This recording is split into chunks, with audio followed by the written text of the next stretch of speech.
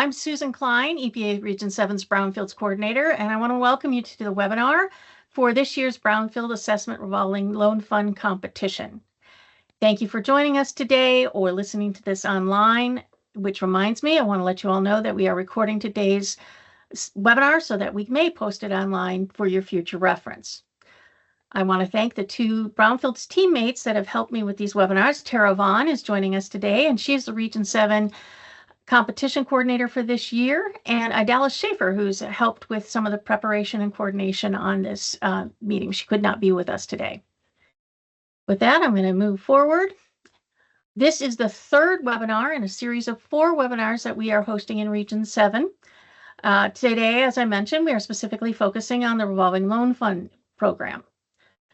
Previous webinar slides are available, and those links will be on a future slide. And again, we will be posting today's webinar on our Region 7 website as well.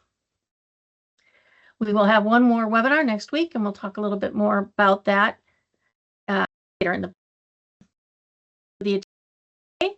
We're going to run through the purposes of these webinars and the overview of the RLF program. We're going to talk about the competition timeline, what you need to do in an application package. And the heart of this presentation is how to get you to think like a reviewer. So we're going to talk about the proposal evaluation criteria, and then we'll do a quick wrap up with some reminders. Why are we doing these? Well, we're hoping that we can help you, the Region 7 applicants and other applicants, have a better understanding of what the Brownfields Revolving Loan Fund grant is and how ranking reviewers will evaluate your application.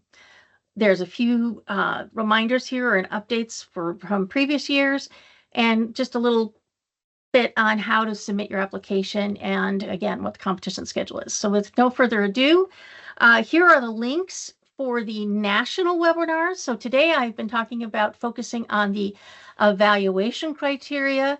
There were already webinars focused on the ranking criteria. And I want to make sure that you are aware of those because today's webinar will supplement those webinars. And they are posted on our national website. Often we start talking, those of us from the government, in acronyms, and it ends up looking like you are working through a bowl of alphabet soup. So I did want to include in here a small list of commonly used acronyms in the Brownfields program. Those that are highlighted in yellow here are some of the ones that I may slip into using today, but I will try to define my acronyms as I go through. But this slide is here for your future reference. And again, these slides will be available on our website. I also want to mention that there are some color codes and styles of text boxes that are designed to call your attention to different aspects of the information on the slide. And this slide is here to give you what that key is. Again, we're hoping you will use these slides as a resource as you were working through preparing your application. So let's talk a little bit about the Revolving Loan Fund grants themselves. I'm going to go off camera so I can make sure to conserve our bandwidth. And so I will proceed now with the overview of Revolving Loan Fund grants. This year, we are looking at a large number of grant competitions. There are 1 RLF, 3 cleanup types, and 4 assessment tiers, but we're focusing today on RLF, as I mentioned. This year, only new applicants, those who do not have open cooperative agreements, will be eligible to apply for a 5-year grant. We expect to give out about 15 of these in FY25. So a little bit about the Brownfields Revolving Loan Program itself. The grant's purpose is to provide funding to an eligible entity to capitalize a revolving loan program. So what that means is we will provide funding through a grant to an eligible entity. That entity will create an RLF program and provide loans and subgrants to other eligible entities to carry out the cleanups at brownfield sites. And then a successful program will then revolve the loan, take in those repayments, and generate program income, which then later can be turned around into new loans and subgrants. So again, EPA is not making the loans and we are not making the subgrants. We are providing the funding to a community organization, an eligible entity, to create that RLF program. And RLF stands for Revolving Loan Fund, and I will continue to use that acronym commonly. So I wanted to go over a few of the key aspects of operating and having a revolving loan fund program that is funded with an EPA Brownfields grant. At least 50% of the funding that is awarded to you from EPA will have to be used for loans and the costs associated with administering those loans. And those are programmatic costs. We'll talk a little bit later about what programmatic costs are versus administrative costs. But eligible programmatic costs related to loans and the loans themselves must make up at least 50% of the award amount. So by the end of your grant, you must have used at least 50% for loans. The other funding can be used for outreach and subgrants and other kinds of activities that are eligible under the RLF, but we want to make sure you're very aware of that 50%, 50-50 rule is what we tend to call it. Repaid loans, you're going to make a loan and you're going to get repaid those loans, and you're going to put that funding into an interest-bearing account and allow it to accrue so that you can relend it to other borrowers in the future.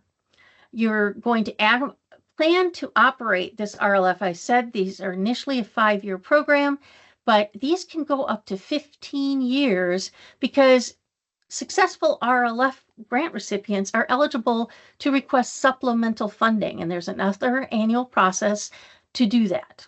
So once you have an RLF grant, as long as it's open, you are able to apply for additional money in the future. But you must commit to properly managing your program while the grant is open, but also you may retain the program income that you've not expended by the time the grant ends, and you can use that program income to continue your revolving loan fund after the cooperative agreement has closed. So we are going to award you a grant, and it's actually a cooperative agreement, but we're going to call it grant because that's commonly what we use as a short term for it. And you're going to, when you've completed the grant, we close out that grant. So you get all the way to 15 years and we close it. Any program income that has accrued that you have not expended, you are allowed to retain and use under a cooperative agreement, a closeout agreement that will be part of your award. And we'll talk about that later. But I did want to refer you to the RLF closeout resources link here because it is complex, and I want you to have an opportunity to familiarize yourself with these terms and these requirements as you're preparing your application. So a few more key aspects of operating an RLF program. Successful recipients, as I mentioned, can apply for additional funding, but they have to have a strong understanding of everything it takes for real estate financing and the principles and approaches used for underwriting and loan servicing and credit analysis, have an ability to market the program, and then have the ability to oversee or engage services to oversee the environmental aspects of the work to be conducted. EPA has prepared several frequently asked questions for the Brownfields Revolving Loan Fund program. This is separate from the competition frequently asked questions, or FAQs, but I did want to give you the link for that and let you know that there are some useful FAQs that might answer questions you have as you're preparing your application, including what activities are allowed, who's eligible for a loan or a subgrant, some of the uses that are eligible for the funding, and this is a pretty key one, the roles and responsibilities among the members of your RLF team.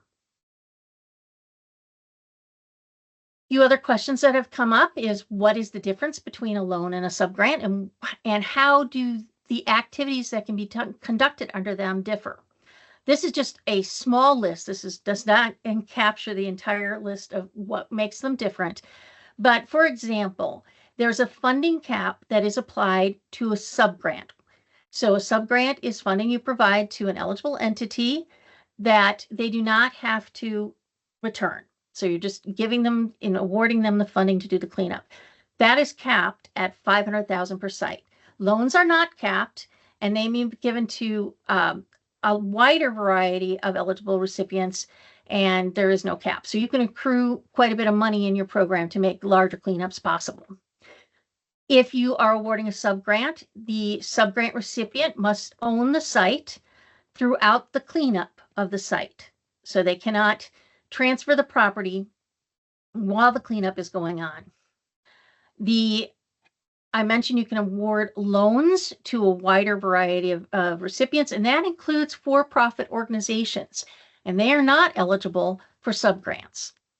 You can also make a loan award to yourself, meaning that your organization can take out a loan, pledge some collateral, make sure it's managed appropriately, and repay yourself into the loan program for a cleanup. But you may not subaward a loan to yourself. And the other thing you have to be conscious of is that a applicant for a loan or a subaward, a subgrant, cannot be a responsible party under Superfund 107 liability. So you cannot make or provide funding to a responsible party. If you're a little confused about whether or not you are eligible to apply this year for more than one type of grant, and if you happen to have an open cooperative agreement and you're curious what you need, or you have questions about what you can apply for this year, EPA headquarters, or the Office of Brownfields and Revitalization and Land, I did that wrong, the Office of Brownfields and Land Revitalization, OBLR, has created a nice chart that actually provides a pretty good pictogram of those two concepts, whether you're eligible for multiple types of applications, and if you have an existing cooperative agreement, what you may be eligible to apply for this year. So what are we offering this year? We're offering up to $1 million for capitalization of a revolving loan fund. You may not have an open RLF grant. I mentioned this previously, and you also may not be a member of an existing RLF coalition with an open RLF grant. It's important to note that I'm talking about open RLF grants. These are cooperative agreements that have not reached the end of their performance period. So they are not post-closeout operations of an RLF where you retain the program income. This is confusing language, and I'll try to clarify this as we go through. But if you have an open RLF grant, or if you're a member of a coalition for an RLF open grant, and you should know who you are not eligible to apply this year. Because again, you can apply through the annual supplemental funding process. I mentioned coalitions. You may apply as an individual organization for a RLF coalition, or you may apply as the lead agency for a coalition that's comprised of at least one member that's a lead and one or more other partners, where you are assisting them with their target areas and sites. And I mentioned you start out as a 5-year cooperative agreement.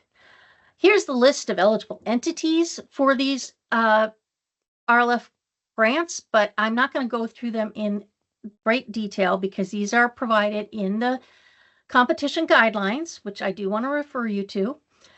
They are largely governmental entities or quasi-governmental entities, but they do have a few nonprofits and qualified community development entities that can be eligible. So if you are a nonprofit under the IRS Section 501c3 or a nonprofit under the IRS Section 501c4 that does not lobby the federal government, and under those you're tax exempt, then you might be an eligible entity for one of these cooperative agreements.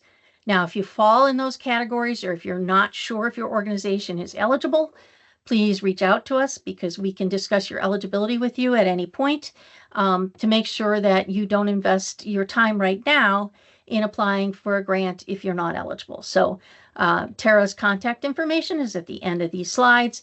Please reach out to us if you have any questions about whether you are eligible for a revolving loan fund grant. Now, I want to mention that these same entities are those that are eligible for sub-grants under your revolving loan fund once you start implementing it. So this is the same list of entities that would be eligible for a sub-grant. So what is an RLF coalition? As I mentioned, it's several members of organizations of eligible entities that work together with one lead entity who will receive the grant and administer the program. They must be separate, legal, and eligible entities. So you may not partner with subdivisions of your own city, for example. You may not partner with a redevelopment authority that is under the direction of the city, that is actually an arm of the city, and have the city be one of the partners. It has to be a distinct and separate entity to be eligible for a coalition. The other thing I want to mention about coalitions is you will have to enter into a memorandum of agreement with signed letters from all of the coalition members, that, and the memorandum of agreement sets forth the manner in which decisions will be made about the resources that will be provided in the RLF program, and to make sure that all coalition members will benefit and their communities will benefit from the RLF. I want to mention many of these slides are focused on some of these key aspects of the RLF program, because these are things I want you to be aware of and be able to demonstrate some of them in your application, that you understand how complex this program is and that there are many of these things that must be met. So later on in the presentation, I'm going to talk about, demonstrating your awareness of the environmental requirements and such in your application, so that the reviewers can really understand you are ready to implement or at least set up and stand up one of these programs. As part of that, I want to talk about the RLF Sufficient Progress Award condition. We have a requirement that after this 2 years of operating, if you've received a RLF grant, you must demonstrate that you are making progress in the implementation of that grant. So here are some of the ways that that can be done. It's largely by making loans and subwards, but it's also creating and putting together and developing all the different aspects of the program. So that starts at 2 years and then will be looked at annually thereafter. What happens if you don't make sufficient progress? Well, then we will sit down and talk about what you will need to achieve in order to keep the grant open. Do we have any questions at this point?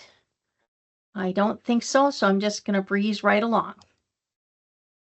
The next thing I want to discuss is just a little bit about the competition itself and what materials you'll need to submit, and the evaluation process and how we go about evaluating your applications.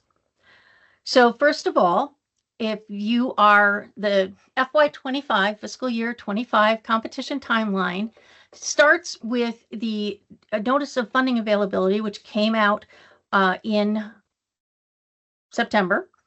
And as you know, if you have an open cooperative agreement with a drawdown requirement, then you had to have those funds drawn by October 1st.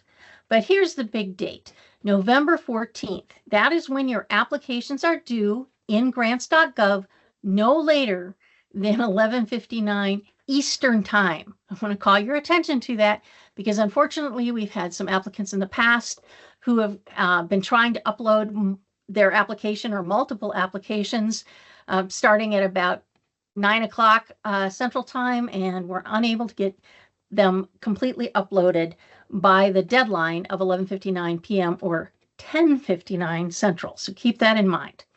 And please don't wait till the last day to enter your application, because it's heartbreaking and there's nothing we can do about it if it's not in the system and accepted by the system on time. What happens after we receive your application? Well, we have a review period, and we'll talk a little bit more about what happens during that period. And then we will make an announcement somewhere around May. After that, we'll work with the successful applicants to create the rest of the grant paperwork that is needed, including a work plan. and you'll be able to begin the work of your grant in the beginning of October. So it's a year-long process to apply all the way through to the award and when you can begin the work itself. Here's just a few reminders. You're going to need an active www.sam.gov account, and it must be active through November 14th, or the date you are submitting the application, but through November 14th. That may mean that your organization has not yet renewed their SAM account, and so you will want to check on that right away because it can take multiple weeks to get that done. So if you've not done so already, please make sure you have renewed, or your organization has renewed their SAM.gov registration. That website, that program, will provide you with a unique entity identifier, which is what we use now. Previously, we used Dun and Bradstreet numbers, but now we use the unique UEIs, the unique entity identifiers, and that is the information that will be on your application, and it must match what's in SAM.gov, and that is who would receive the funding. So it's important to make those things match up. Your actual application will be submitted through grants.gov, and it's important to check that you know who your organization's authorized organization representative is, and that they're going to be available to push the button and submit the application, because they're the only one that can, when you are ready to submit it. So there's some other websites on here to help you with information. It's important to know that EPA can't help you with the submittal of this, but there are help desks out there, both for SAM.gov and grants.gov, and it's important to reach out to them if you're having any difficulties. I do want to mention that the grants.gov, where you're going to submit your application, does have maintenance planned October 19th, and it will be offline October 19th and 20th. So just want to make sure that you are thinking ahead and not trying to do your submittals at that time, but you do have obviously some time after that shutdown in order to get your application in.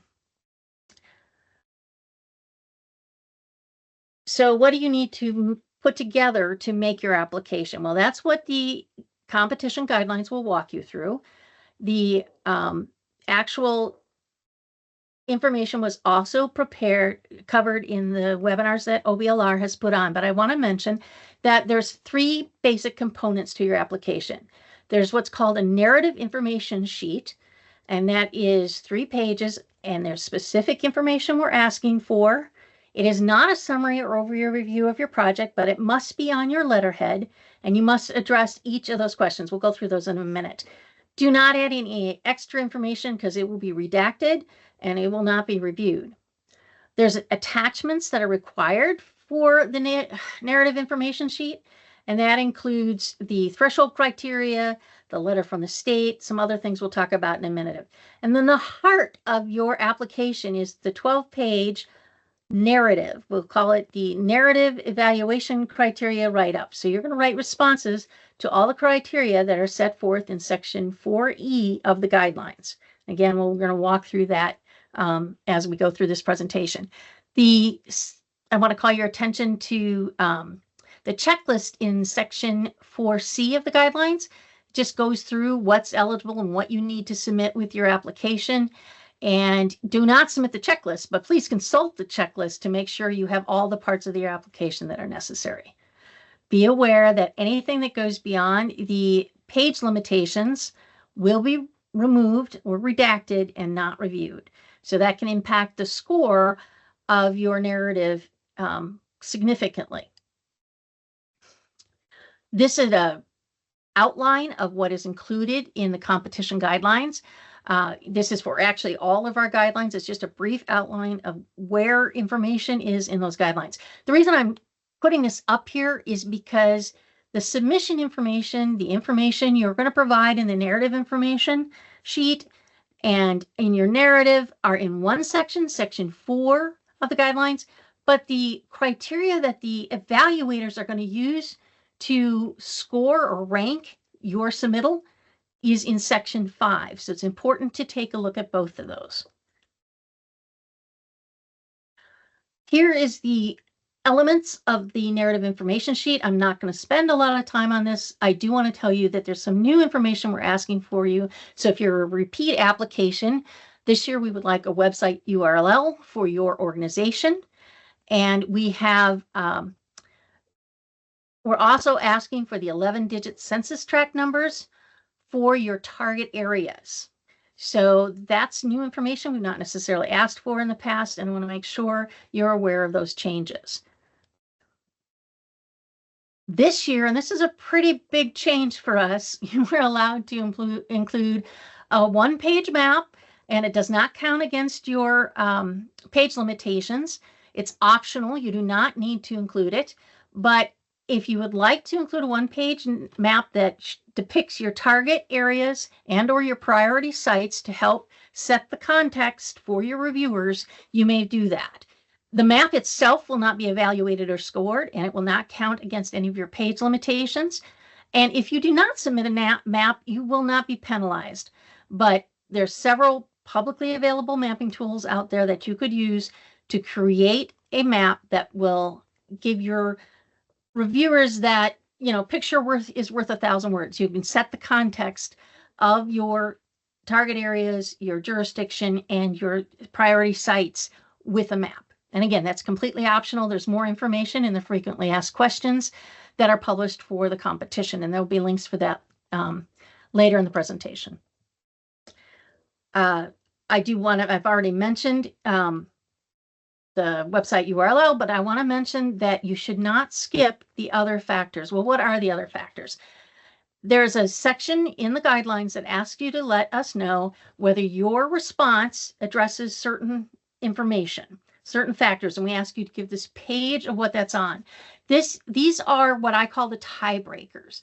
So if at the end of the day we've provided the rankings where everybody is scored and we do not have enough funding to score below a certain amount, to award below a certain amount, everybody who's in that tier, then what we can use, if we have enough funding to make a few awards, our decision official can use those factors, and all the information is presented to them. They can choose to use some of those factors that have to do with administrative and agency priorities to reach down and select one or two or three or whatever it is to use that funding. So this is tier below the tiers where we're able to award everybody who scored above X amount, and we cannot award everybody below that amount, that score, but they have quality applications, and so we're able to reach in, use these factors to select a few more applications that meet some of the administration priorities. There we go. I want to mention you need to have a current letter from your state or tribal environmental authority, and it must be attached to your application. Do not submit it separately. Do not have it sent to Tara. Do not have it sent to me, or do not have it sent to the administrator. It must be attached to your application, and it must be current for this year. Do not attach last year's letter. And finally, EPA plans to release all the applications after the announcement of who has been selected. We will post these on our website. So in your application, you must identify to us information that you believe should be held confidential. It's confidential, privileged, or sensitive information. You need to identify to us where you see that in your application and what pages that is on so that we can look to redact that before we publish these. And if you do not have confidential information, please go ahead and indicate that. So answer every question or provide the information for every question in the narrative information sheet. And even if something doesn't apply, state that. I want to focus a little bit now on the threshold criteria. I'm not going to spend a lot of time on this. There was a webinar that OBLR has posted on their website. I highly encourage you to go look at that. The link is going to be on a future slide here, but there are 5 threshold criteria that you must address. You must address all of them, even if you think the answer is obvious, or if it does not, you don't think it applies to you. Go ahead and create a threshold document that you number 1 through 5, and you answer all those questions. As you know, there's no cost share involved in this year because of the Bipartisan Infrastructure Act, which has allowed us an unprecedented amount of money and given us the flexibility to not include a cost share for the RLF and cleanup grants, which were required in the past. You must attach that threshold document to your application, and it should be separate from the narrative. So please remember that as an attachment to your application. Do not skip it because you have to get through the threshold evaluation in order to move on to the scoring process. There's no page limit for the threshold, so you can apply as many pages as you need. If you need to create attachments for the threshold requirements, such as the 501c3 eligibility of a nonprofit, that is also not against your page limitations. Do not include any unnecessary attachments because they will not be considered as part of scoring. But if you need the attachments to demonstrate your threshold criteria and that you've satisfied all of them, do include that. If an app, as I mentioned, if one of those 5 criterion are not applicable to your application, then state that. These, again, I mentioned these materials were these minimum requirements for submission process, the narrative information sheet, and the threshold requirements for the RLF are included in the presentation that OBLR has posted on the national website. Link is here. And the slide materials for that presentation are posted there as well and should serve as a good reference for you along with the competition guidelines. Now, I will mention there's no substitution for reading the competition guidelines. Read them from the front to the end. That is going to trump any other information we provide. But the national webinars and these webinars that we are conducting may be providing clarifying information, but if something conflicts, the guidelines trump. So please, if nothing else, you walk away from this webinar is read the guidelines, read them all the way through. But I do highly recommend that you listen to and watch this webinar to get a better grasp of what we're asking for. So again, that is posted on the website. Now, as I mentioned earlier, the narrative review information is what you're going to create. That's what you're going to write. But I want to talk a moment about the review and selection process, about how your application moves through this process, because it's a pretty lengthy one. You know, we go from when the applications are due to the spring. There's several months in there. What are we doing during that time? Well, we take all of those applications, the ones from each region are reviewed by that home region to determine if you pass those threshold requirements. If you're missing information or there's we cannot supplement it, but if we need clarification, we'll reach out to you. Now, if you pass that, you're going to move, your application will move into the scoring phase or the rankings phase. If you fail that, your application can't move forward, and we'll notify you of that.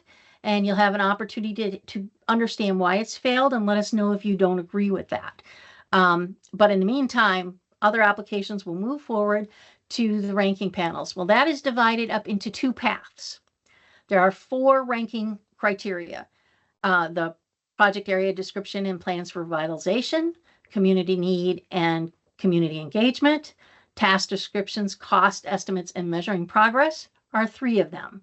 The 4th element, programmatic capability and past performance, is reviewed separately. So those first 3 criteria and your responses to those will be provided to a national ranking panel to evaluate. You will have 1 to 3 reviewers, depending on the type of application. In this instance, I think we have 3 reviewers and we'll talk a little bit more about who they are on the next slides. Then that score, the average of that score for those 3 reviewers, that average would be added to the ranking evaluation that comes from your home region on your responses to the programmatic capability and past performance. So that would be 2 numbers that'll come together. That'll be your total points for your application. And that is what will put you into rank order with everybody else's applications for an RLF to allow us to make the selections. So I mentioned the national panels. I want to make sure you think like a reviewer and you understand as you are writing who your evaluators are, because I think that's important information. First of all, it's brownfield staff are always included in all these national panels. In some instances, there will be EPA staff from other programs or other federal programs or EPA headquarters. But your ranking panel could be made up of all those. For RLF, we tend to include brownfields experts from all over the country in reviewing those applications. So Region 7 would be one of the reviewers on on applications from Region 7, but then there will be other reviewers from other regions or headquarters. It's important to know that those national evaluators will only look at the 12-page narrative, your responses to that 12-page narrative. They're not going to look at threshold information. They're not going to look at the narrative information sheet. They will look at your map. But the point of this is they're only going to score and give you a ranking based on the information you provided in that 12-page narrative. So it's important if information is in your threshold requirements that addresses some of the ranking criteria, that you repeat that information in your narrative response. What reviewers are looking for is the quality and extent or degree to which you have addressed the evaluation criteria in Section 5A of the guidelines. So as I mentioned, the information, the questions you're going to be responding to in your narrative, the information the criteria you're going to address are in a earlier section in the guideline. And you want to also make sure you look at Section 5A so that you know how the reviewers are going to evaluate your responses. Reviewers are not allowed to look up outside information. Don't bother to include links to other websites in your application. It's a waste of space because we are not allowed to go to them. So keep that in mind. Let's talk a little bit more about understanding who's going to be evaluating your application. I think this is important when you're writing so that you understand who is the diversity of who could be looking at them. First of all, we're geographically dispersed, and diverse. As I mentioned, 10 regions, headquarters offices, field offices. We can be from all over the country. We're also very educationally diverse. While EPA tends to be viewed as a scientific or heavily weighted towards the science and engineering and chemistry type disciplines and environmental studies, we also have a number of people with different types of educational background, including things like public administration and communications and business and English. And so pretty much we could be from a variety of disciplines coming to work with the Brownfields program and reviewing these applications. So I don't want you to assume that your reviewer is familiar with the specific terms for anything. Don't make any assumptions about that. We're also, as I mentioned earlier, programmatically diverse. So we will be Brownfield staff and Brownfields experts, but then we may also be adding in staff from other EPA programs as well for the RLF reviews. And that is just a matter of how many applications we get. But as I mentioned earlier, RLF applications tend to be reviewed by Brownfield staff who are familiar with the RLF program. So you can go that far. I also want to mention that reviewers, depending on the number of applications they're being asked to review, which is going to be different in each region, they may be investing 2 hours to go through it, evaluate, rank, and provide comments, or they may spend most of a day going through it in detail. So your reviewers are all going to use that evaluation criteria. They're going to read what you put in your application narrative, but they're going to tend to have a little different level of investment in how much effort they put into the review. And it's basically based on how quickly they can understand what you have provided to give you a fair evaluation. All right, I mentioned I want you to think like a reviewer. So we're going to talk about the narrative and ranking criterion. again, that is what you're going to be supplying, but then we're going to come down and discuss the evaluation criteria. So I'm just going to talk a little bit about writing that narrative. You want to, as I mentioned earlier, read the entirety of the FY25 guidelines.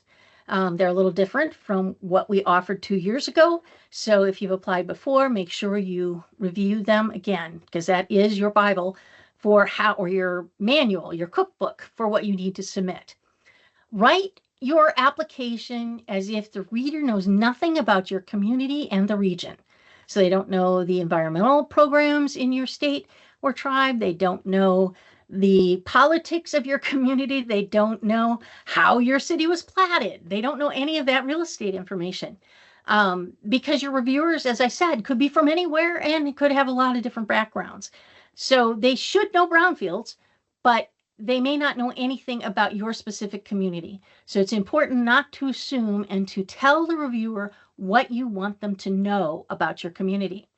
You need to address all the criterion, all those 4 criteria that I mentioned, those major criterion have sub-criteria, and some of those sub-criteria have sub-criteria. So it's important that you address each of those elements in your narrative response. And just as with threshold and the narrative information sheet, if something is not applicable, don't skip it, because that could affect your score, but go ahead and explain that it's not applicable and why, so that you don't lose points because someone was looking for something that wasn't applicable to you. You need to respond to all the narrative ranking criteria and sub-criterion in the order asked. Now, that's not a requirement, that is advice. Because if your reviewer has to go looking for the information, you are likely to not be scored as well. You want to compare your responses, and this is the big message I'm trying to bring today. The narrative you put together, you want to compare it against the evaluation criteria, because the quality of your response and the quality of how you've addressed those the evaluation criteria can be applied to your narrative is critical to getting a high score. And before we jump in on those evaluation criteria, let me mention, pay attention, words matter. Several places both in the narrative criteria and also in the evaluation criteria, there is the use of and or, which means one side of that has to be there, not both. It just needs to make sense in the context of your story that you're telling. There are criteria that include such as or may, and that could mean the types of information, the examples they've given. But if those are not applicable to you or they don't tell your story, you can also add other information in. So don't think you're limited by the examples that are given, unless it's specified very specifically what is asked for. And pay attention to the if, when applicable statements, because if it's not applicable, indicate it's not applicable and move on. It's not a weakness, but if it is applicable to you, you need to address the criterion. So just calling your attention to that, because as I said, words matter. And I wanted to show you a little bit of how the narrative ranking criteria, where you're going to be writing your response, is to address the items that are on the left-hand side. This is just one criterion that I'm showing you. On the right-hand side are the evaluation criteria. So if you look at these things side by side, you're seeing how we are looking to score the information you are providing. And here's where I wanted to call your attention to how words matter. If there's an and, it means you need to do both. If it's an and or, let's see, I know I had one of those in here. If it's and or, you can answer on either side of that criterion. So, for example, up here, the extent to which the brownfields challenges are clearly discussed and the degree to which the brownfields challenges impact the area in the geographic boundaries. So it's important that as you're writing your narrative, you make sure it's obvious to your reviewers what the brownfields challenges are and how those impact the geographic area in your brownfields. And as you look through here, everywhere I've highlighted or I've identified extent, and degree, and extent, those are all separate elements within that criterion or sub-criterion you want to make sure you have addressed in your narrative. I know I'm getting into a lot of detail, but I really recommend that as you're writing or after you've written, you look at these things side by side or have someone else look at it side by side to see that you've addressed all the elements in the ranking criteria. So a few more tips on writing the actual narrative besides looking at those things next to each other is that you should organize your application. Again, these are just suggestions, but they make it much easier to get a clean submittal and to have a clean review. So you want to organize the information as it's asked for, the narrative information sheet, any attachments for that, the narrative responses to the ranking criteria, and attachments to that, including the threshold criteria and any documentation of eligibility that might be needed, needs to be attached to that. If you could create all that in order, put it into a PDF, submit it as one document, that would be greatly appreciated.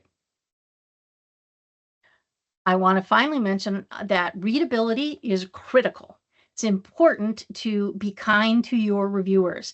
As I said, reviewers could be looking at many applications, and while they're going to evaluate each application on its own merits, it's helpful if you do not fatigue the reviewers by providing too much information, too dense of information on a page. So please stick to 1-inch margins, single spaced 12-point fonts, using an easily readable font so that your reviewer does not get lost, if you will, in the dense writing of some of your application. I've seen some applications where they've gone out to 1/4-inch margins and they've done spacing that's less than a 1-point spacing line.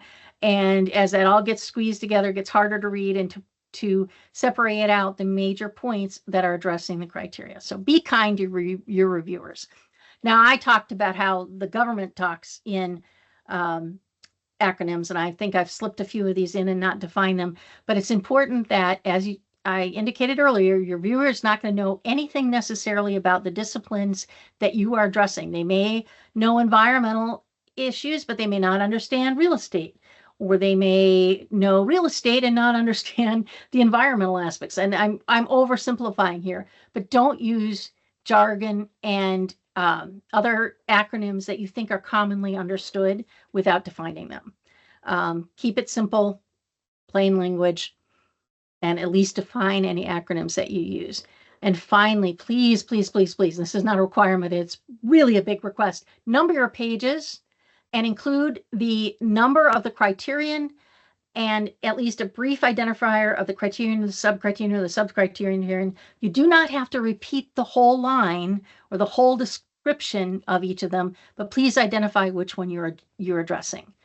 So again, you don't need to use a lot of space and completely repeat the criterion, but just make sure you are numbering and sub-numbering each point as you're going through preparing your application.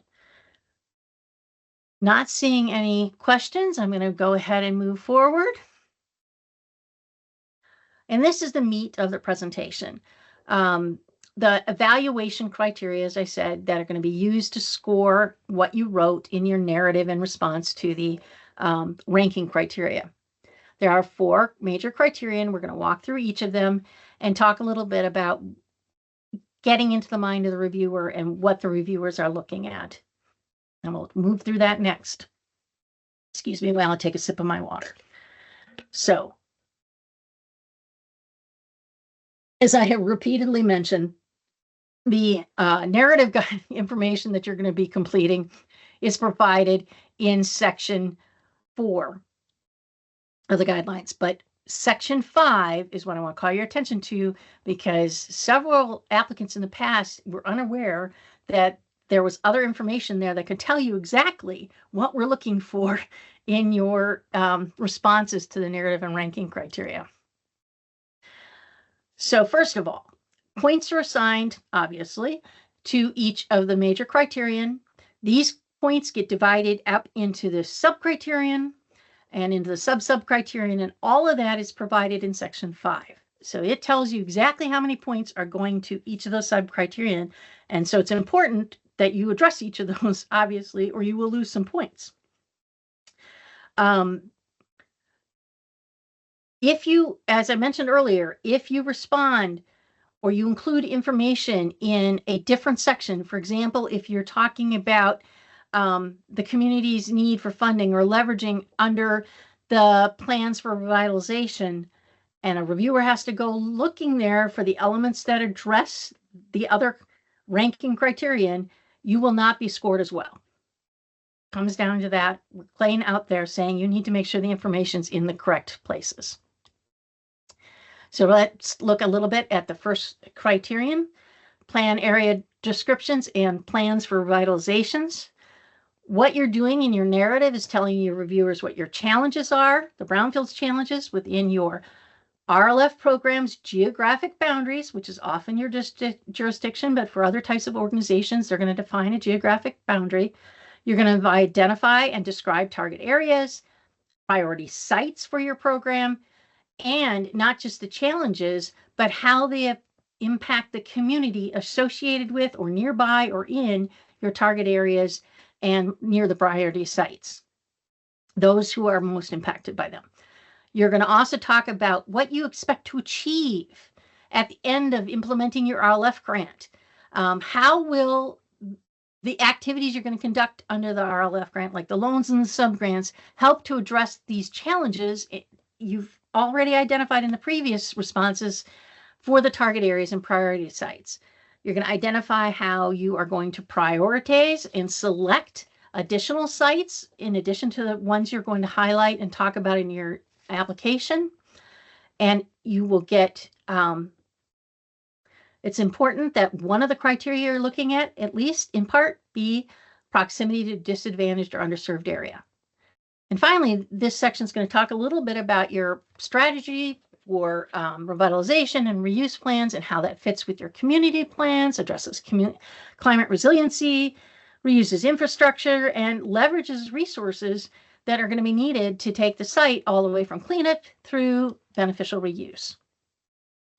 So be specific, and this actually goes across all the guidelines, all the different sections. Include as many specific examples as you can.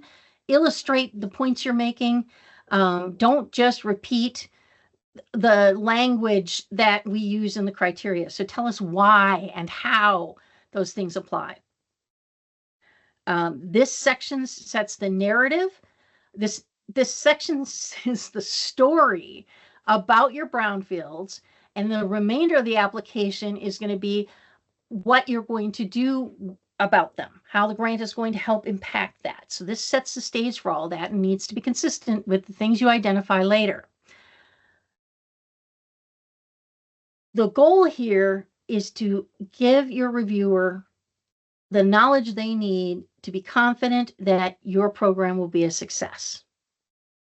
Now, this bottom box, I do want to mention that there's some information in the earlier section in the guidelines, section 1, about what EPA is looking at when we're talking about environmental justice, what climate and adaptation and resilience means, what we mean when we're talking about committing to high quality jobs, strong labor practices, and equitable workforces. These are just a few examples of information elsewhere in the guidelines that you're going to want to make sure you are addressing or indicating how your project will address some of these things as the guidelines are requesting. So if you need more information about them, look elsewhere in the guidelines. Under project, the first criterion, this is the major criterion, there are sub-criterion, as I mentioned. So the first is the target area of brownfields, challenges within that target area. That's worth 20 points. So it divides down here. Your reviewers are going to be looking to see how clearly you have identified the brownfields challenges your community faces, and that you've defined and demonstrated for your reviewer your target areas and why they're target areas. And that later in the application, you're still talking about the same target areas. You're still talking about the same priority sites. And here's the big one. You're also going to talk about how receiving this RLF grant, standing up a successful revolving loan fund program, will result in improvements to those target areas and to those priority sites. What are the outcomes you expect to achieve? When I'm talking about priority sites, you're going to highlight one or more sites. as examples of what you would be doing for cleaning up and revitalizing properties with the RLF. And you're going to want to explain why those are priorities. And I already mentioned, you're going to identify some prioritization criteria for identifying additional sites. And it's important to include underserved and or disadvantaged communities. And here is underlined, and it's important, as identified in CJEST, or the Climate and Economic Justice Screening Tool, which is the White House's tool that they've put out there to talk about which communities, which census tracts are underserved and disadvantaged when we are looking at reporting for the Justice 40 initiative from the White House. If you're not familiar with the Justice 40 initiative, there are some links to information on that later in the slides. If you do not include a prioritization criteria that is addressing those types of community as identified by CJEST, you will not receive full points for that criterion. Every point matters. So the second sub-criterion is worth 15 points, the revitalization of the target area. I'm not going to go through this level of detail on all of these. I'm just trying to give you a good flavor for what you're looking for. Here's where you're going to talk about how your RLF program will align with and even promote the current local government or areas land use plans, revitalization plans, and how your program is going to support that local priorities. You're going to identify what you expect to achieve with your RLF. So what's going to improve in your targeted areas, sites getting cleaned up? How will that stimulate additional economic development or facilitate creation of green spaces? How will it improve climate adaptation and mitigation capacity of your local community and the resilience of the area to climate changes, so that you can protect the residents and communities as you're figuring out how to best revitalize the sites? And how will your sites facilitate the reuse of your infrastructure? And will it include things like renewable energy and incorporating energy efficiencies? How will you encourage that in the revitalization process? So on the right-hand side, there are some links to some frequently asked questions that will talk a little bit about what we're looking for and how local climate adaptation and mitigation capacity and resiliency, how climate can affect a community's health and need and be related to brownfields. There's also a fact sheet available for the renewable energy and energy efficient approaches that you might apply to your brownfields revitalization. Want to point those out as resources available to you.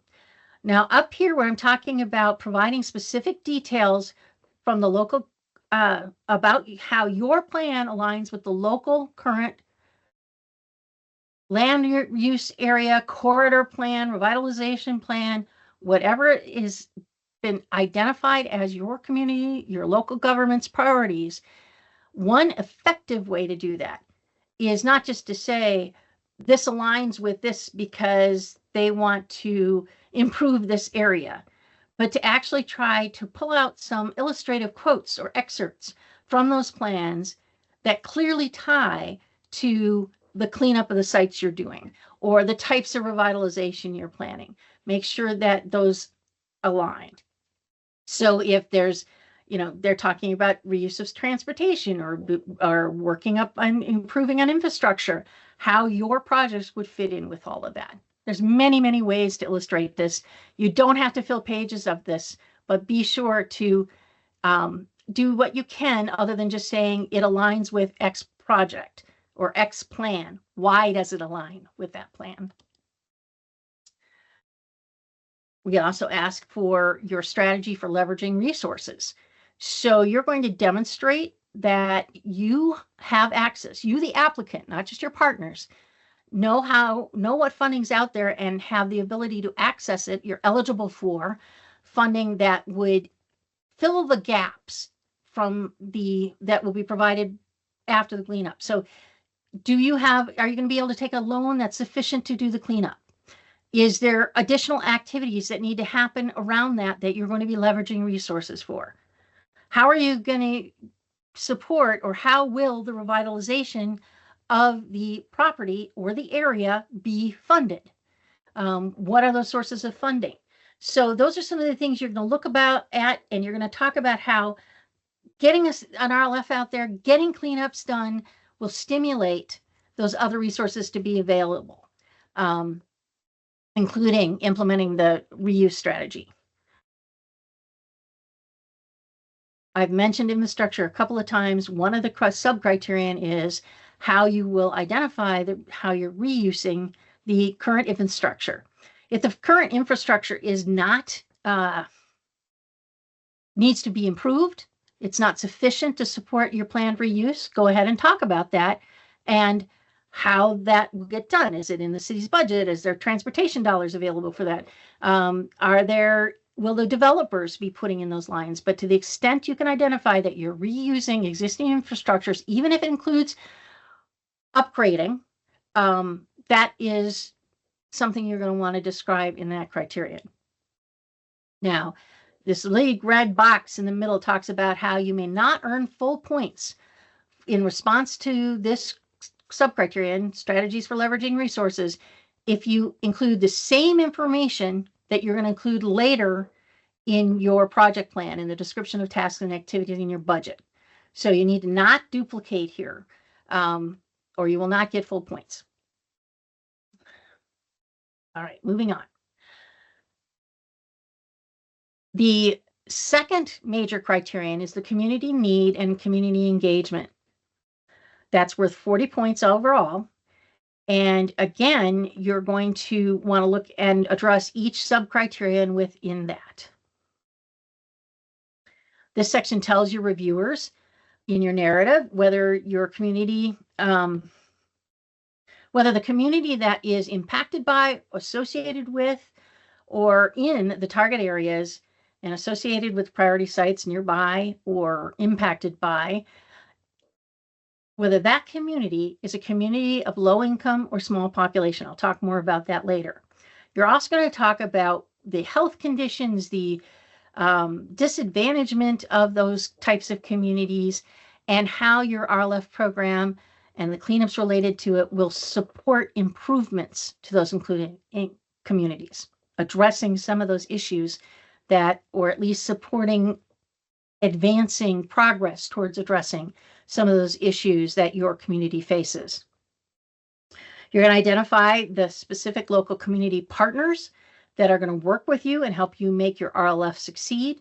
And you're going to explain your plans for engaging with and seeking input from your community throughout the implementation of the program. So it's not a one and done type of involvement. You need to have a process in place for continued in community engagement.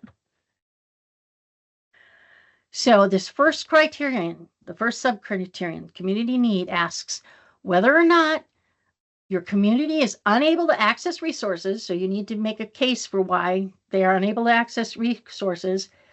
And is that a result of the small size of the community, or that it's low income? So the target area, if that community is, or the nearby community is a small population or an area of low income, then you may earn the full points for this criterion. If they are not, if you don't demonstrate that they're a small size or low income and why they cannot access resources, then you may only earn 2 points out of a 5-point criterion. So it's important to make sure you identify this up front. Our FAQs talk a little bit about what the threshold is for small population. We've also provided information on some tools you can use to help determine which of your census tracts are low income. But it's important that you clearly identify that's at least some of your target area that is applicable to. And the reviewers are going to be looking for that. The second sub-criterion under community need, actually it's the sub-criterion of the sub-criterion, but is the Roman numeral 2, threats to sensitive populations. This has many aspects to it, and you need to address each of them. So each of these open boxes, check boxes, are a different sub criterion that you need to address. So the first one is talking about sensitive populations and how they are faced with severe health or welfare issues. There's another one about how your population, your target population, suffers from a higher incidence of adverse health conditions. So specifically on these two things, you actually, for all of these, you want to provide data and tell a story, provide some anecdotal information to demonstrate how your community is in this situation. And then you're going to need to talk about how the RLF or the cleanup or the community engagement you're doing or the education you're doing will help improve those situations. We encourage that you look at the EPA EJ screening tool. There are also other EJ, environmental justice. I hadn't defined that. And what we're really talking there about is disadvantaged and low income type communities, and those that have been historically underserved. Well, we're looking for you to characterize your sites in your target areas in those contexts. So the EJ screening tool, and there's some guidance online about how to use it, will help you characterize and describe your target areas in order to demonstrate these factors.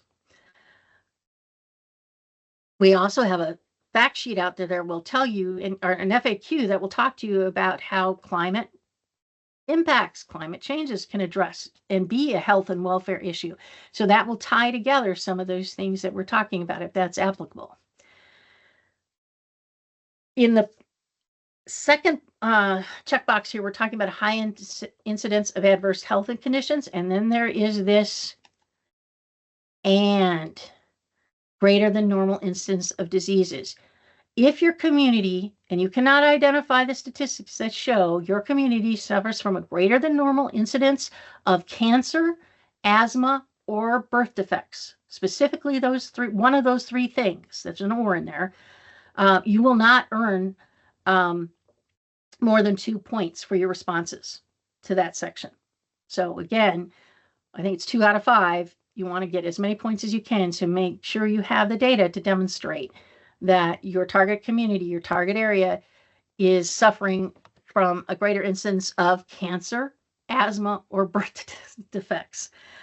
There's some information in our frequently asked questions for the competition that provides some examples of the kind of data that you can use in your response. It talks about what we mean by sensitive population. And so there's a lot of good information in those frequently asked questions. And I suggest you look at those if you need some help on understanding how these situations could apply to your community. The last sub criterion, and that should have been in number 3 there, I apologize, threats to sensitive populations, are that you need to describe that underserved or disadvantaged community and how it is faced with severe environmental justice issues. So we have a website that can talk to you about what we mean by environmental justice. There are some FAQs again that look at that. But if you do not have a priority site that you can demonstrate is in a disadvantaged community as identified under CJUST, the community, the White House's, I defined it earlier, database, you can only earn up to 2 points. So each of these red boxes is trying to tell you and highlighting where you need to look to make sure you can maximize your points.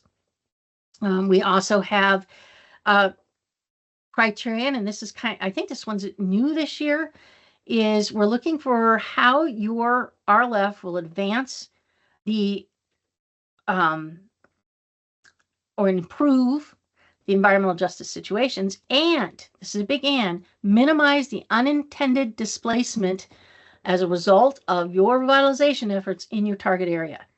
So we're looking for your plan to make sure that there is not displacement of those residents that are there. And if you do have a plan in how to transition people or engage them in mixed income housing, those kind of things, you'll be discussing that as well. The next section in the community need and engagement is the actual community engagement. In this section, you've been asked to identify your local partners and organizations. You're going to tell us who they are, what their mission is, because we want to make sure their mission aligns with what you're trying to achieve, and what role they're going to play in implementing your program. So what commitments are they making to help? Is it a local community that's going to help engage their constituents? Are they going to provide meeting space? Is it someone who's going to sit on your Brownfields planning committee and help make decisions? A representative of a type of organization. We're looking for diverse but relevant local organizations, entities, or groups that you've identified as project partners that will be involved in the implementation of the RLF. So we're looking for the relevancy of those partners and that you have a variety of types. It's not the number, it's the quality and the diversity of those organizations that you identify, and the fact that and how they will actually be engaged in what you're doing.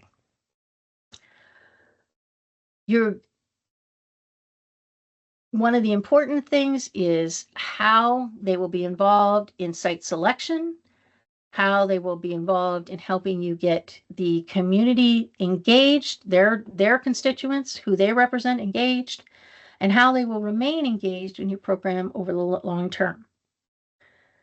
Now, if you're applying as an RLF coalition, you're going to also have to address how each non-lead coalition member will be engaged, informed, and be part of a decision-making process throughout the implementation of the grant. So as you're going forward and selecting more loans and more sub-grant sites and recipients, how they're going to be engaged in those decisions. And that's what we're looking for. We're evaluating the extent to which you have identified that will occur. As I mentioned earlier, include some specific examples if you have them. Another part of this is incorporating community input. So how are you going to, what is your program's plan? You're standing up a program. What is the plan that you will implement for communicating the progress of the development of the program, but also the progress on individual sites in a meaningful way, and engage that community in making decisions about those sites? And these are the people, when I'm talking about the community, I'm talking about those targeted communities that are impacted by those sites, your plan for involving them throughout the implementation of your program. So that could include some specificity on the approach, the frequency, the variety of methods of communication, but also why that works and will be effective with the types of communities you've identified as your targeted, those that are disadvantaged or underserved that you've identified associated with your target areas. So we want effective and appropriate methods for engaging those local community residents and groups. We're also looking for how you're engaging those you've identified specifically as your local partners and entities, the partners you identified in the previous criterion. And a key aspect of that is how you will continue and throughout your program solicit opinions, consider that information, and meaningfully respond to community input about your program and about your site selection process and about the sites you are working on.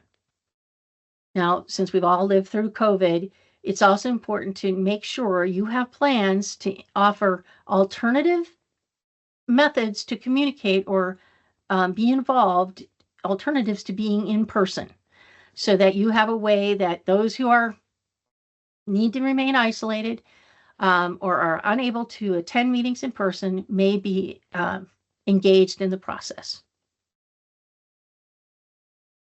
Moving past questions, because I know there aren't any. All right.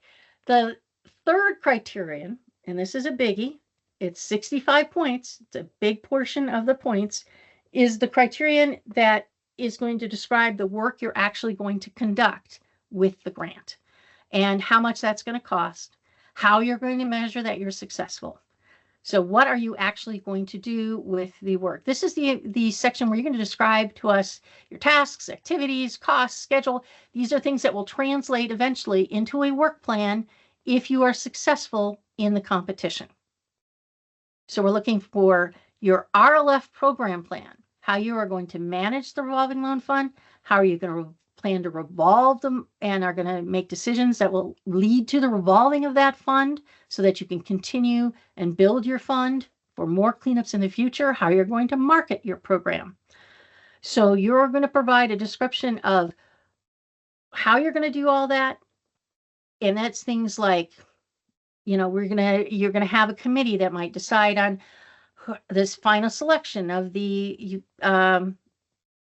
review the applications for loans, look at the financial viability of them, determine whether the site is eligible, determine if it's a community priority, who's going to be making those decisions, who's going to set the interest rate, the terms, make sure you're using prudent lending practices. How are you going to make sure that's happening? What is your plan for that?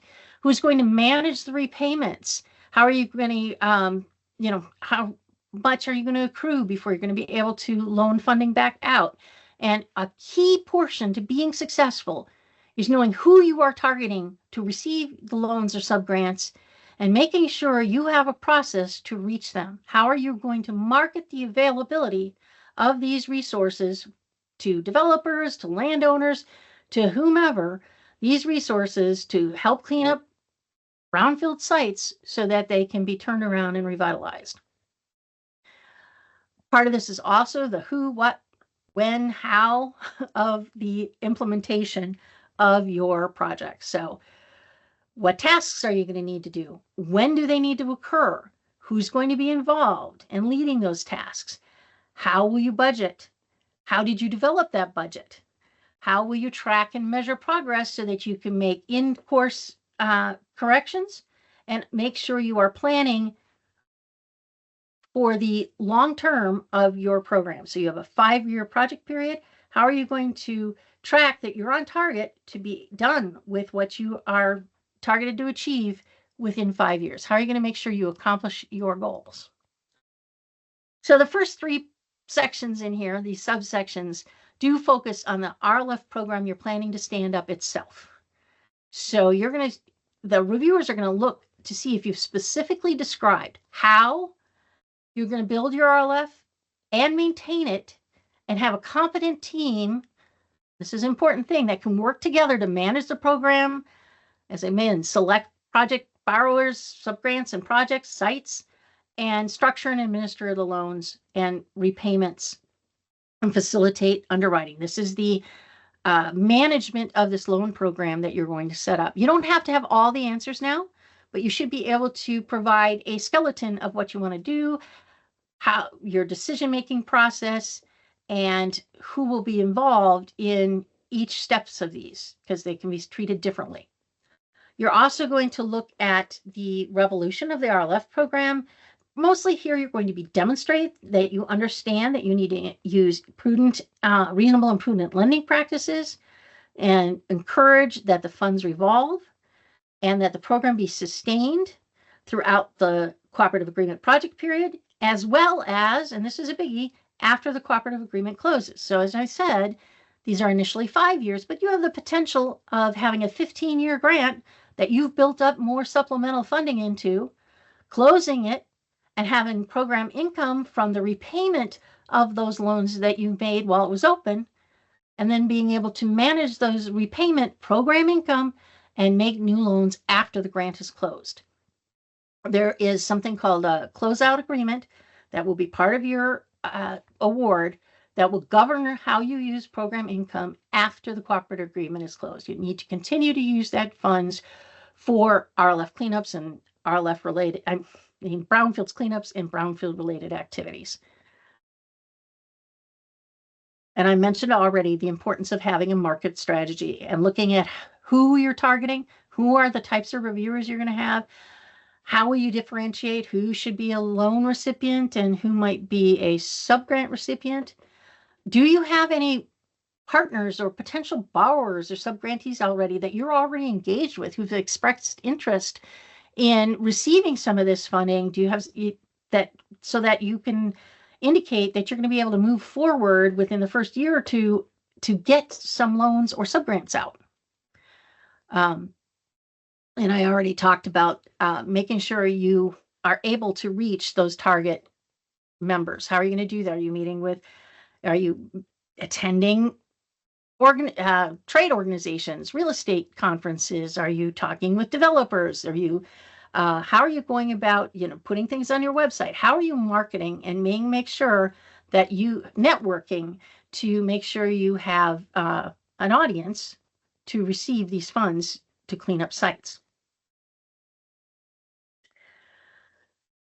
B, the criteria B under task costs and measuring progress is all about your project implementation plans. So the tasks you're going to conduct, the schedule you're going to have, the lead entities, who's going to be working on the different components, and the planned outputs, what work products are you going to have as you go through implementing this program.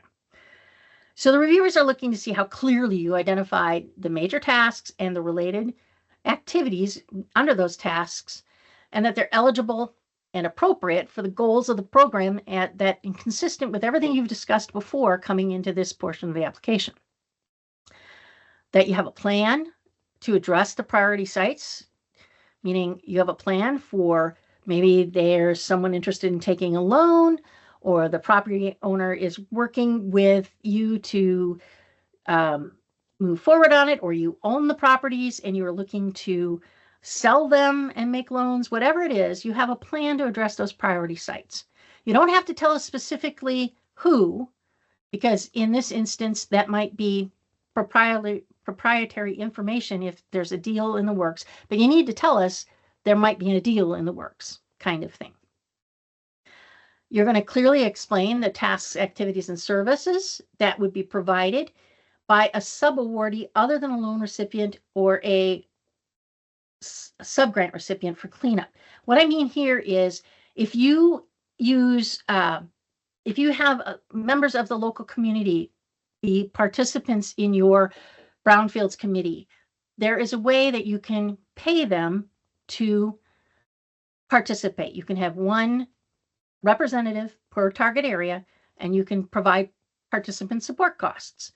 And that is one way you can help fund that and engage them in the process. But you can also you're looking to pass through or subaward out certain activities to an organization that helps you with your grant management. It's important that if you're going to do that you clearly identify what they are doing, and that it's clear that you as the recipient are the connection with EPA, and you're doing the work and not expecting them to do the work that meets your obligations under the grant. So what am I trying to say here? If you have an organization that you work with that provides administration services, or you're going to work with someone you're going to subaward some funding to another organization who's going to manage the financial aspects of your program, that's all fine, as long as they are reporting to you and you're reporting to us what's going on. As long as your organization is the one making the draws and passing through the funding for them to disperse. So it is, however you set up your program, if you identify that you're going to be partnering, and I don't mean partnering, I mean providing funding to another entity to assist this. And I'm not talking about contractors. I'm talking about another governmental entity or a nonprofit to assist you with this program, that you identify them and make it clear that while they're providing important tasks, activities, and services, that they are not the ones working with EPA, that you, the recipient, are working with EPA. That may not be applicable, but we've had several applications where that has been applicable, and those roles and responsibilities, it's important, are clearly laid out so you demonstrate you understand that information. There is information available in the threshold section that talks about this for the cleanup grants. So I want to make sure, if you are confused about what I'm talking about, because I think I've muddied that up pretty well, you might want to look at those guidelines or ask me some questions, Cassette, about how you can partner with another organization to provide some of the grant oversight, grant management activities. If you are including, for example, if you are going to provide the majority of the funding directly for loans and subgrants, that means you're going to be using other resources to manage the grant, your own personnel. You might be using other resources to do the marketing. You may be identifying that additional funds are going to be needed from another type of grant or another cleanup grant to completely fund a cleanup. Those are the kind of things you're going to identify as other sources. Now, this is, again, where it's important. You don't identify these as things you're leveraging. In the previous section, resources needed for site reuse, but these are the resources that are necessary to successfully implement the work plan of the grant. So if you are only funding contracts, loans, and subgrants, the reviewer is looking for, okay, do you know that there are other activities? The program manager, who's going to be contracting out those for the contractor? Who's going to be doing the reporting to EPA? Those might be all resources that are coming from somebody other than EPA or another EPA grant that will help this program succeed, and they may be necessary to succeed. So you're going to want to include that information here as well. Do not necessarily quantify it. Don't include it in the budget. But if it's necessary to be successful, be sure to list it here under program implementation. Under what are some of the typical activities that can occur? There are program management costs that include your contracting, your reporting, your progress meetings and such. And then there are costs related directly to loans and subgrants, cleanups and site reuse planning, community engagement, overseeing cleanups, who's going to be doing that, enrolling in voluntary cleanup programs, and meeting the required environmental elements of a revolving loan fund program. I'll provide an example here in a minute.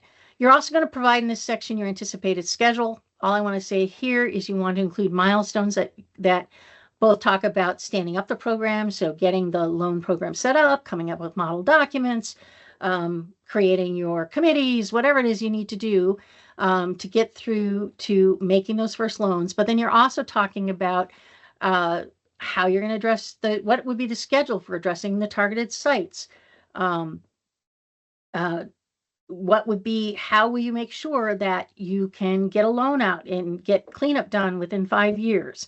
Or multiple loans or subgrants out and the cleanups completed before the end of the project period. So the reviewers are looking for here is, do you have a grasp of what is required and the time that takes for site-specific work and for the process of setting up the RLF program itself? I've already mentioned, you're going to talk about who's leading those efforts and why they're appropriate for leading those efforts, because it may be you don't have in-house expertise, for example, to do the financial management, or you don't have in-house expertise to do the job of the qualified environmental professional who's reviewing cleanup plans and such. Then you're going to talk about that they're leading it and how they are working under your oversight. The last section here is the outputs, which are really the work products and results, the short-term results of the work you're doing. These are the things that each of the activities and tasks will lead to. This is everything from the procedures documents and model documents for your RLF program and how that explain how decisions will be made, the actual loans and subgrants themselves. You'll need to make site eligibility determinations. You'll have site cleanup plans. There are several things that are required by EPA for brownfields cleanup, including site-specific community involvement plans, an analysis of brownfields cleanup alternatives, the administrative record and quality project assurance project plans for any confirmation sampling, the cleanup itself, and the demonstration that cleanup is complete, as well as the reporting. So these are all things that will fall under those tasks and be listed as a potential output, and you will enumerate them to the degree that you are able. So how many loans and subgrants will you make? And then how that flows down into these other activities. There is a table, it's optional, that organizes this information I just discussed in for each task and activity. So you don't have to address all project implementation in one paragraph, but you can say for the task of administering the loan program, including the financial oversight of the program. That could be one task, and you would go through and explain how each of the project will be implemented, what the schedule will be for standing up to key milestones on that, who will be working on that and taking the lead on the task, and what are the potential outputs for that. Oh, it looks like I have the table in here 3. That's an old table. Use the one that was on this page. Use the one that's in the guidelines. But the main thing here is we're looking for enough detail in your discussion to demonstrate that you, the applicant, understands EPA's programmatic requirements, reporting requirements, and that you know how long some of these things will take to get done and have a reasonable expectation so that you can I have a typo in there, I apologize, so that you can successfully implement your grant activities in a timely manner and complete those activities within the time frame of the grant performance period. This sections 5.1b, 5.1c, and 5.1d, and the sufficient progress requirements I discussed earlier present some of this information in more detail of what we might be looking for. The cost estimates, your budget. This is another big ticket item in your application. Reviewers are looking to see that you have explained how each cost, so if you say you're going to put $20,000 into community engagement, how did you come up with that number? And is there a unit cost involved? If you're talking about specific types of documents, like you're going to get contractor support on doing the quarterly reports and entering the data that needs to go into the EPA's electronic data system. Is there a unit cost involved? So many hours for each report. How are you developing your cost estimates with enough detail to show that you have some understanding of what costs will be associated with your program? This is another confusing part. You are eligible to use up to 5% of your award for administrative costs. This is different than the programmatic administration costs. Those are the costs associated with directly implementing the program, such as hiring contractors, making the loans themselves, preparing the programmatic reports, the progress reports for EPA. Those we consider programmatic costs. So those are not direct administrative costs. You may use up to, as I said, up to 5% of your costs for direct administrative costs. That could include your indirect, up to 5% of your indirect rate, or a combination of your, such as your personnel and the associated fringe for activities that have to do with the administration of the grant, not the programmatic administration, but meeting the requirements of the grant regulations, such as the annual audit, such as actually managing the payroll sheets. Those kind of things are administrative costs. This gets very confusing, but again, you may use up to 5% of your costs for that. And this is something that you identify that you plan to do that, and it is a little bit something we can work out if you're successful. Now, your application will be evaluated. You'll get more points if you're clear that you're allocating at least 50% of the funds that you are applying for directly to providing loans and the costs associated directly with those loans. So they need to be eligible costs, and at least 50% of your funds need to be line item as loan to demonstrate that you're going to meet that 50-50 requirement. Here's an example. Your budget table will not be evaluated, but your narrative, your description of your budget and your costs and how you develop them this is one way to help illustrate what you're explaining in your narrative. So we do provide an example budget table, and we ask you to label the tasks and activities. In this instance, it's divided out into 5 categories. This is just an example. You might have divided up differently, but we have the program management, the oversight of the cleanups, the actual loan and sub-grant management. So that would include the review of applications, making sure they're using prudent lending practices, as well as processing loans payments. And then the community outreach activities, and then administrative costs. And here's where I'm saying you can apply some direct administrative costs or the indirect rate. So in the budget, it's here and down here. Those two things cannot add up to more than 5% of your award. So it's important to make sure that if you have an organization that needs to charge some of basically what's its overhead and management costs to the grant, just do not exceed 5%.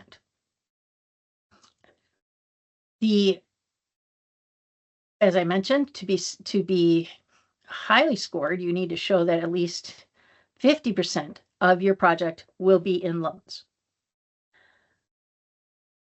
You can combine a loan and sub-grant pool, but you need to then go ahead and state that at least 50% will be actual loan programs and loans made and associated personnel and fringe or other programmatic management costs associated with those specific loans. That could include your oversight, travel, local travel, those kinds of things. And those costs would be programmatic and they can all be associated with the loans. So those things would all have to add up to more than 50% for loans and something lesser for sub-grants if you plan to make sub-grants, sub-awards. It's important that your budget numbers be consistent. So if you have a table and the totals are here for the various tasks and it all adds up correctly, these are the same numbers that should be provided on your standard forms, federal standard form application 424, and most importantly in the form S424A, which is that federal budget sheet that will come in with your application. These things need to match. And then your budget narrative needs to explain what all these costs are used for under these tasks and how you developed those costs. This all should be consistent with what you had already just described as your activities that you'll be conducting and the number and the outputs that you will have in implementing the grant. So there is guidance available on how to identify budget, how to set up a budget for federal projects. I'll get to that in a minute. So how much detail are we looking for in your budget descriptions of how you develop the costs? These are just examples. Don't look to add these up because they don't. But these are meant to be examples of how you would describe how you could develop those costs. So as you can see here, for that first activity, the program management, the personnel costs were $24,000. And they calculated that, estimating that there'd be 480 hours, and remember that's over 5 years, at $50 per hour, by estimating that they'd need 10 hours a month for reporting and records management, 10 hours for meetings, and 20 hours for site-specific and community engagement activities per month. So those would all add up to the 480 hours, because remember that's over 5 years, times the rate, and you get your total estimate for those costs. So this is the level of detail we're looking for. I want to mention that there is an opportunity to receive pre-award approval for some pre-award costs if you are selected to receive a grant and you wish to attend the national conference that will be held in August next year. We will not pay you those costs up front if the grant has not been awarded, but we can get approval for you to reimburse yourself for eligible costs once the grant is awarded. That's automatic approval up front, as long as you include it in your eventual work plan. So travel can include the local travel to the sites. It can also include travel to key meetings related to the implementation of your program. All right, I'm just stopped there. You can read the rest of these slides at your leisure, but that's to give you the example of the level of detail we are looking for. The nice thing is, if you provide that level of detail in a nice budget and you've well described your activities, tasks, activities, and the outputs for that, that all translates very nicely and easily into a work plan if you're successful in competing for an RLF program grant. The last criteria in this section, do not skip it, do not minimize it, because these points count. We're looking for your plan to measure and evaluate your progress and results, and specifically environmental progress and results. So earlier in the application, in that first section where we're talking about the describing the brownfields challenges and the descriptions of sites, we've added also in the next section where we talk about community needs, we've already asked you to identify what outcomes, what you expect the program to achieve with respect to impacting positively some of those conditions. You know, how is it going to promote getting to a healthier environment? How is it going to promote better welfare for that community in need? What step is that going to be towards that? Those are your outcomes, and you're going to already have addressed those. You're also, I'm going to come back to this slide in a minute. You're also going to be explaining your outputs in the previous sections. What are the products that are come from your various efforts, the cleanup documents, the cleanup letters, and such? You're going to have already identified that in the section right before this. So those things are already done. And we want you to provide them as quantitatively and qualitative if that's appropriate. And these are the things you're going to measure and track and the schedule to help you make sure you are on time. So what we're looking for here is not what your outputs and outcomes will be, although sometimes it helps to summarize those if you don't think it's clear earlier. But what is your plan and what systems or tools are you going to use to track, measure, and evaluate your progress towards achieving those goals? And how you will use that to make mid-course corrections if you need to make sure you stay on schedule and that you are meeting the needs of the communities you've identified. So this is about, what tools are you going to use and what are the big accomplishments what are the key things you're going to be looking for in there and collecting data on to demonstrate your success.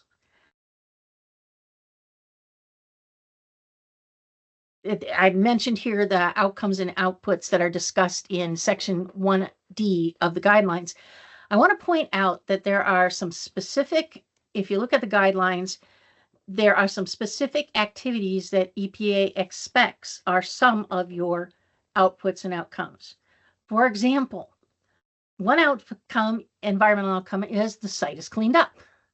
Another is that the site might be made ready for reuse because you've gotten all the cleanup activities done, any institutional controls in place, approval from the state that the site is clean. All of those things are environmental outcomes that you may be reporting. Some of those are also your outputs. Did you get a clean letter from the state? Did you have a cleanup plan? Do you have a document that shows or explains that you created an ABCA? Did your ABCA, analysis for brownfields and cleanup alternatives, that you've met all the requirements from EPA? And, how are you documenting your community engagement? Those are all outputs. So some of those that are expected from you are actually described in section 1D, including the number of sites cleaned up, what's been cleaned up on those sites, and the leveraging and what progress has been made to reuse and what dollars you have leveraged towards revitalizing specific projects. Those are all described earlier. Hint, those should be some of the outputs and outcomes you're discussing somewhere, and describing how you're going to measure. Okay, those are the 3 criterion that are evaluated by your national panel. And it's, again, important to think about what that reviewer is looking for by looking at section 5 of the guidelines to see how specifically we are applying that and determining the score based on the various little subsets there. And I'll flip back to my example of criteria here in a minute. The reviewers are looking for in your narrative response. I'm going to move on, and I'm going to step back to that slide in a minute. But the fourth criterion, the one I said will be reviewed by your home region. So for applications that are coming from our 4 states in Region 7, Kansas, Nebraska, Iowa, and Missouri, those will be reviewed by a member of our Brownfields team. So these include programmatic capability and your examples of success from the past. It's probably the easiest way to summarize. You're going to talk about your programmatic capability and your ability to demonstrate that you have the capacity to do this work. Past performance is going to be used to demonstrate that you can do this work. There's programmatic capability is divided into 4 sub-criterion. You're going to talk about the applicant's organizational capacity to do all the work necessary to oversee the grant tasks and activities and carry out and manage the programmatic, administrative, and financial requirements to have a successful RLF program and success in implementing this grant. If you are a coalition, again, you're going to also have to talk about how your memorandum of agreement between coalition members will govern the decision-making process and structures and how those different coalition members will be involved in the decisions on how the funding is distributed and the resources are distributed to make sure there is a benefit to each coalition member. You're going to talk a little bit about your organizational structure. So how will your team be structured? What are the key roles? How will they work together if they're in different departments? Who will be overseeing all of that?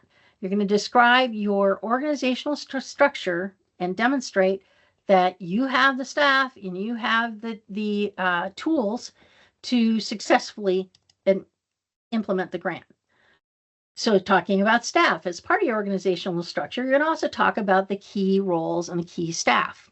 Who's going to be your financial manager, who's going to be your program manager. And when I'm talking about financial manager, I'm talking about the entity that will help determine the underwriting and that prudent lending practices are being met, as well as the financial viability of loan applicants and manage the actual loan payments, contract payments themselves, and receiving payments, so money out and money in. You're also going to have a qualified environmental professional that will either be on staff, possibly. It may be somebody that you hire, or it could be a partner organization like your state environmental authority who will work with you to make sure that the cleanups that are conducted with the revolving loan funds, with the sub-grants, are protective of human health and the environment. And you're also going to describe that any other team members that are critical to the success of your program. So is your community engagement work led by a specific team member? You're going to describe all of that here. You don't necessarily have to give us names, but you do need to give us what expertise and qualifications are present and what experience the staff you identify have had working together to successfully do these kind of projects in the past. That was a lot. And then finally, you're going to talk about how you have the systems in place, meaning you have the appropriate contracting, financial tracking, what you need in place to make sure that you appropriately contract or subgrant funds to acquire additional expertise and resources you will need to be successful. So if you need to hire a qualified environmental protection, a qualified environmental professional, and you hire a consulting firm to serve as that qualified environmental professional, that is a contract, and you need to have the process in place to meet all the federal contracting requirements. And so you're going to talk about how you have that experience and you have those systems. Now, this last one is a biggie because I think this was missed. It was new last year. But you are going to also discuss how implementing this grant, you are going to be promoting strong labor practices, local hiring and procurement, or trying to link the members of the community most impacted by the brownfields or in the target areas to employment opportunities in the brownfields world. The importance of this is there were recent changes in the grant regulations that no longer prohibit using geographic proximity. So they no longer prohibit you using local hiring as one of the factors in evaluating your contract solicitations. So watch more as we get more information out on that, but that used to be a prohibited practice. It is no longer a prohibited practice. And that is a change that will apply to grants awarded under this competition.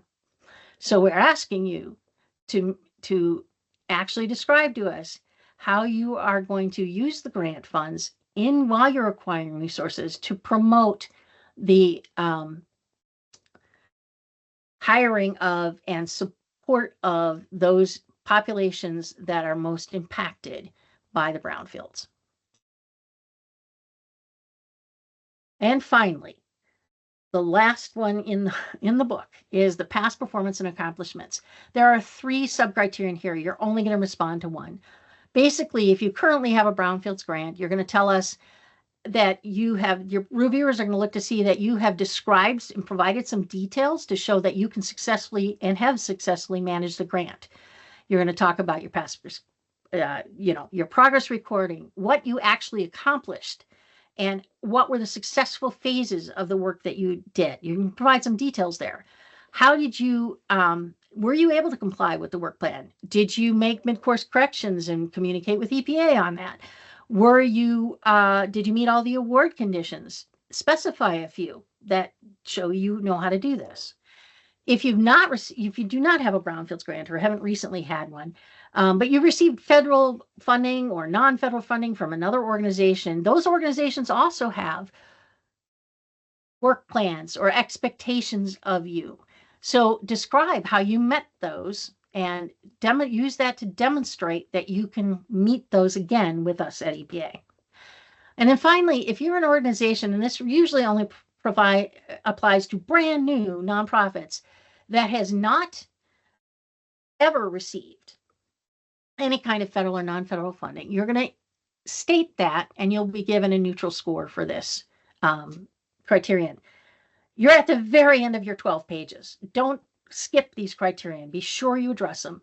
Even if you fall in that last criteria, you need to state that that is the case, or you will get 0 points for this, these 15 points. And these are highly competitive competitions. You don't want to end up in that situation. I have covered a lot of information. And again, this webinar, these slides are meant to be resources for you so that you don't expect to have absorbed of all this today, but you can come back to them. You can come back to the slides and help stimulate your memory. Or maybe if you have a question about, well, where did she say I go get that information? That's something that hopefully these slides will serve as a resource for you as you move forward in preparing your application, or if you're still in the phases of considering applying for an RLF, you make those decisions. All right, we're almost done. I'm down to, I think, 4 minutes, so let's see if I can get this done on time. The last few slides, we have one more webinar coming up on the 15th. What we're going to do with that is accept any questions you have, last minute questions about preparing your application. We will cover some key FAQs specifically and just go through some last minute reminders of what you need to do to successfully submit your application. As I mentioned earlier, the slides from this presentation and the previous presentations will be available on the Region 7 webpage, and we will be posting the webinars there as well. This slide gives you numerous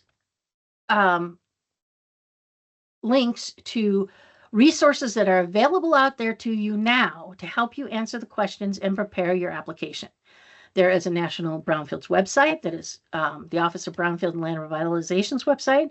There is a specific web page that has all the grant application resources that talks about all those different types of fact sheets, like how renewable energy or how we look at disadvantaged communities. All that information is up there. I highly recommend that if you applied previously, you look at the summary of Brownfields guidelines changes so you can understand what actually changed. There were tweaks. There weren't big changes, but there were a few tweaks on what you need to respond to. Use those frequently asked questions. On these slides, I gave you some specific references, but there's a lot more available to you in the competition frequently asked questions document that's available online. Look at these program-specific fact sheets if you have questions about these different types of activities. Finally, well, not finally, but the Technical Assistance to Brownfields program at Kansas State University is a wonderful resource. They have created a tool that can actually take you step by step through that writing process. And in doing so, they can, they have all those things, like they have the side-by-side evaluation criteria and ranking criteria I talked about. They will make sure you don't skip any criterion. It's a useful tool to help you put together the different sections that you need to provide in your narrative.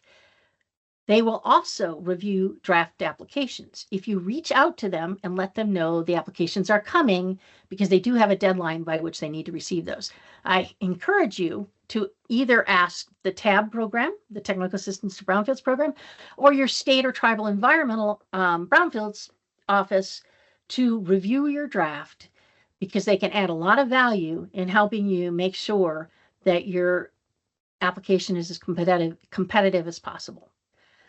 If you cannot use one of these entities to review your application, please make sure somebody else looks at it, just to make sure that it flows, that it's understandable, and that you've addressed every sub-criterion in the guidelines, and it's clear that you have done so. Here's the websites for our Region 7 webpage where this will be posted. And again, there's a national grant application resource page.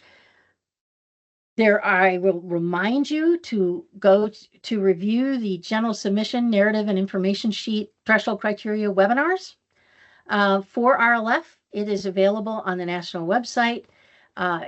It's a good resource as you're preparing your threshold criteria and your narrative information sheet.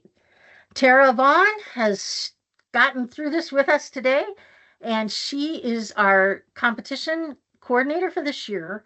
Please email her or give her a call if you have competition-related questions. We can address any questions you have regarding the threshold requirements and whether you can achieve them, or how to address or how to describe them.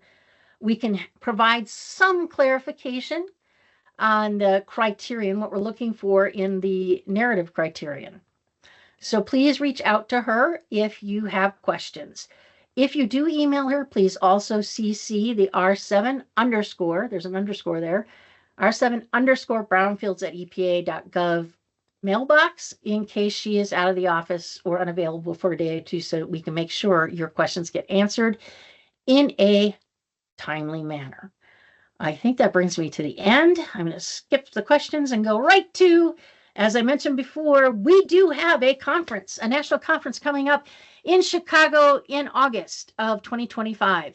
These conferences are huge opportunities for networking with entities such as your own, for talking with potential developers, for talking with brownfields practitioners, for talking with contractors, and networking to learn and get new ideas about what things you can implement in your own communities.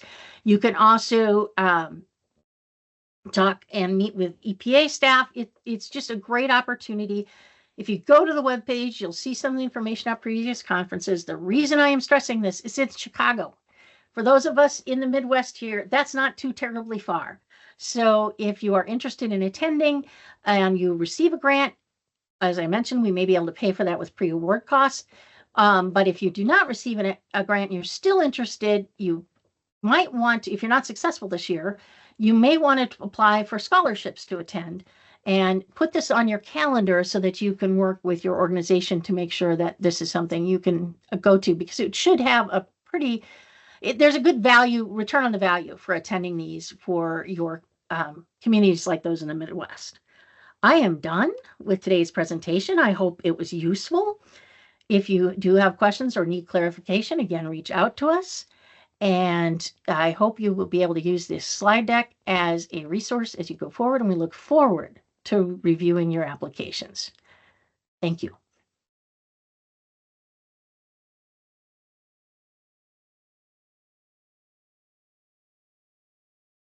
Right on time. Well, that's something I can say.